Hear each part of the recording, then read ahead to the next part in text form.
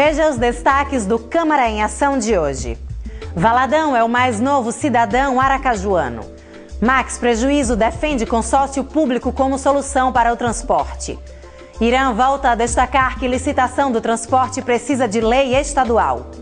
Prefeitura responde, mas Emanuel volta a questionar obra emergencial. O Câmara em Ação está no ar.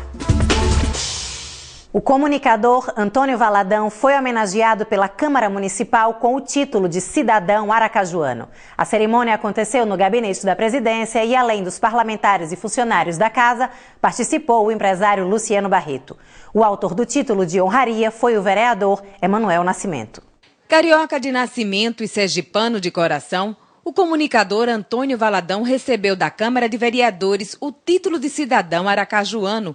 Ao longo desses 42 anos no município, atuou em diversos veículos de comunicação. O título veio coroar a carreira de sucesso e o amor que tem pela nossa capital. Olha, eu acho que é o complemento da minha vida. Dentro de uma ótica, aos 57 anos, eu passei por diversos cargos, por tudo. E eu me tornei sergipano, de fato, a partir do momento em que adotei ser um jornalista cultural e defender a cultura de nossa terra. E aí, sergipano já era, aracajuano já era, agora eu passo a ser de direito, entendeu? Porque eu tenho o outorga, o referendo da Câmara Municipal de Aracaju. Eu entro na Câmara Municipal de Aracaju a partir do momento em que o ex-presidente Emanuel Nascimento teve a coragem de me convidar para vir para aqui. Ou seja, era o que me faltava. Era o título oficial de cidadão aracajuano. Agora eu sou aracajuano para o mundo de fato e de direito. O empresário Luciano Barreto prestigiou a entrega do título e falou sobre a importância do trabalho de Valadão. Conheço o Valadão há 40 anos, eu sei do trabalho dele na imprensa, como ele muito bem historiou aqui, e acho que a Câmara foi muito feliz em aprovar por unanimidade um título para ele de cidadão de Aracaju, já que ele sempre defendeu, sempre lutou pelos interesses e para que Aracaju tivesse a qualidade de vida que hoje tem. Então, foi um título merecido. Eu sinto muito alegria em estar aqui presente. O presidente Vinícius Porto e o vereador Emanuel Nascimento, autor do título, além de admirarem seu trabalho, destacaram a grande contribuição profissional do jornalista para a Câmara Municipal. O trabalho que ele tem prestado a essa cidade, o serviço relevante que ele tem prestado ao povo de Aracaju, na área de comunicação, na área da imprensa. Eu acho que nessa cidade Aracaju está de pé, né, aplaudindo. Eu apenas fui um instrumento de Deus, né, para apresentar esse projeto. Todos os vereadores aprovaram por unanimidade. E eu quero nesse momento dizer que Aracaju está mais rica, porque tem a Valadão entre nós, não apenas de fato, mas também de direito. Aracaju está ganhando mais um filho, né? Esse homem, essa figura, esse comunicador Valadão, que tanto fez aqui na área da comunicação, os serviços prestados para a população aracajuana. Então hoje a Câmara só fez dar um presente e retribuir o que esse homem, o que essa figura que Antônio Valadão prestou para a sociedade aracajuana. Max Prejuízo apresentou alternativas que garantem à Prefeitura da capital o direito de realizar a licitação do Sistema Integrado de Transporte Coletivo da região metropolitana da Grande Aracaju.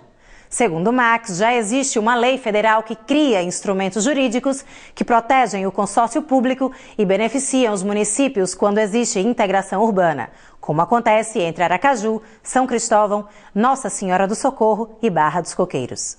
Agora, não ter licitação, não existe isso, vereador Robson Viana.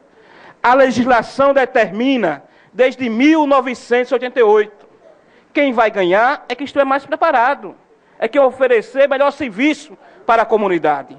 Agora, os empresários estão no seu direito. Eu observei desde ontem uma movimentação por parte do Sindicato dos Empresários, por parte de alguns empresários, colocando que a Assembleia Legislativa é que determina, e o governo do Estado é que determina a licitação do transporte público. Pode até ser, mas não tem só esse caminho. Aqui eu tenho a Lei Federal número 11.107/2005, que dispõe sobre normas gerais para a realização de consórcios públicos. Ou seja, foi regulamentado pelo Poder Executivo em 17 de janeiro de 2007, através do decreto número 6.017, que cria possibilidade, vereador Roberto Moraes, pastor Roberto Moraes, para que os municípios, a partir do momento em que haja um interesse, tanto no município de Aracaju, como no município de Socorro, São Cristóvão e Barra dos Coqueiros, porque o crescimento populacional faz com que essas cidades busquem o interesse em comum, possibilite o consórcio público. E aí, nós defendemos, a partir de hoje, que o Executivo Municipal, e eu creio, pelas entrevistas que o prefeito João Alves Filho tem colocado na mídia, pelas posições da sua secretária em convidar outros municípios para debater sobre o tema. Nós precisamos avançar na licitação de transporte público e tem que ser através do consórcio. Irã Barbosa também tratou sobre o assunto e voltou a afirmar que em questões que envolvam mais de um município, como é o caso do Sistema Integrado da Grande Aracaju, é o Estado que tem que interferir. Hoje eu ouvi o programa do Gilmar Carvalho, eu já tinha dito isto aqui nesta tribuna, chamado a atenção para o conteúdo do artigo 11 da Constituição Estadual, que estabelece exatamente como é que devem ser os procedimentos para tratar de questões de interesse multimunicipal, ou seja, que envolva mais de um município.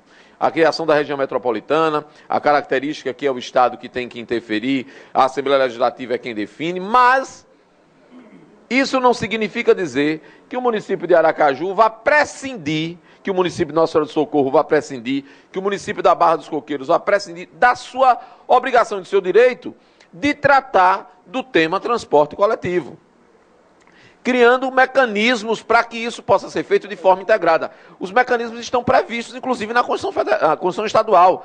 Se os colegas forem consultar a Constituição, o artigo 11 diz que, mediante lei complementar, o Estado poderá instituir regiões metropolitanas, aglomerações urbanas e microrregiões constituídas por agrupamentos de municípios limítrofes para integrar a organização, planejamento e execução de funções públicas de interesse comum.